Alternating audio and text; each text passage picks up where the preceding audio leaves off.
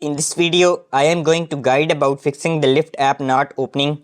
If your app is stuck, crashing or wouldn't load, then just follow these straightforward steps to solve this issue.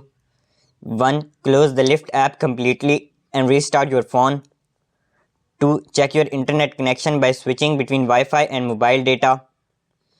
3. Make sure the Lyft app is updated to the latest version from the App Store or Google Play Store. 4. Clear the app cache by going to your phone settings and selecting the Lyft app.